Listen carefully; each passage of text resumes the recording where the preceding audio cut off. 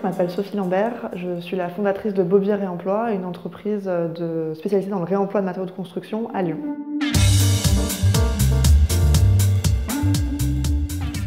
On est aujourd'hui dans un bâtiment de logement qui est aujourd'hui vide et sur lequel on fait du réemploi, on cherche des débouchés pour des matériaux présents sur ce chantier, notamment du parquet, du carrelage, des portes, des éviers. Sur ce chantier, ce qui est intéressant, c'est que le délai de conception nous permet en fait d'intervenir sur un temps masqué, ce qui nous permet en fait d'avoir un espace où les matériaux sont stockés en attendant la deadline en fait de la démolition.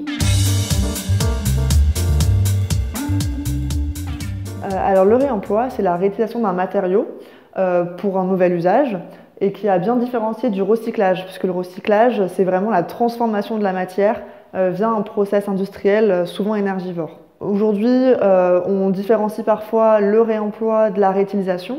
Le réemploi, c'est réutiliser un matériau pour le même usage, c'est-à-dire qu'une porte est réemployée en porte.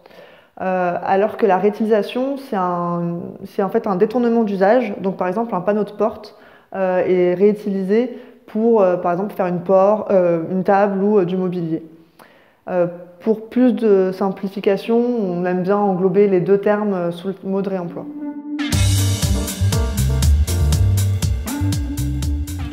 Les matériaux, pour être réemployés, doivent vérifier certains critères. Ils doivent d'abord ne pas contenir de matériaux pollués, c'est-à-dire pas d'amiante, pas de plomb ou d'autres types de pollution. Ils doivent aussi être déposables et reposables facilement sans se casser. Et ils doivent aussi être en bon état ou réparables.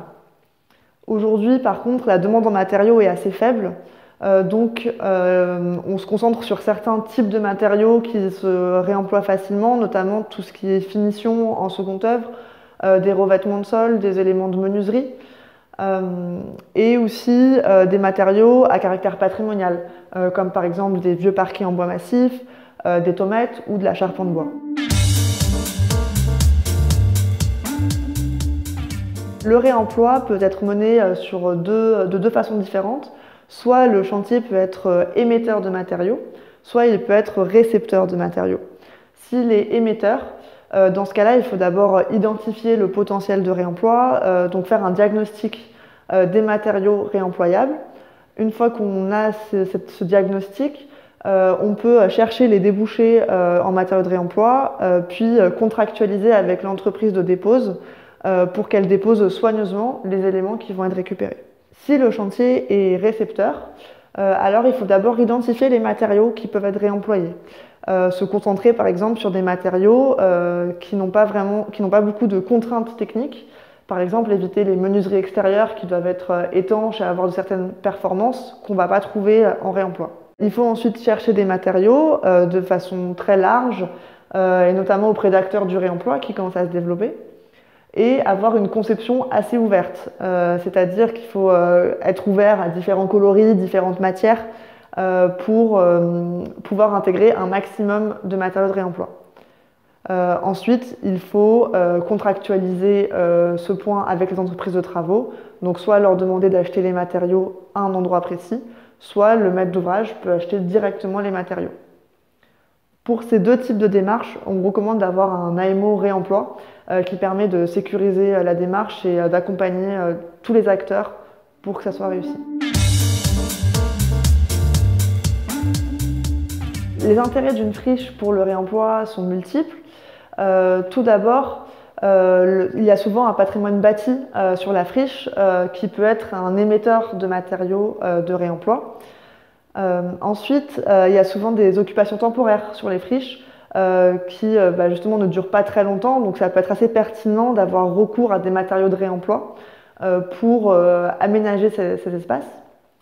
Et enfin, un des problèmes du réemploi, c'est d'avoir de la place pour stocker, parce qu'il y a souvent un delta entre le moment où un bâtiment est démoli et le moment où l'autre bâtiment va réintégrer les matériaux.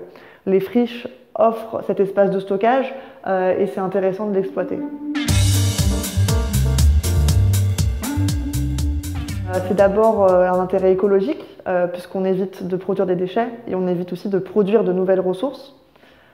Ensuite, c'est un intérêt symbolique, historique, puisque ça permet de garder une trace à travers les matériaux. Et enfin, ça peut aussi avoir un intérêt économique, puisque la gestion des déchets coûte de plus en plus cher, et cela permet de valoriser certains matériaux via de la revente, par exemple.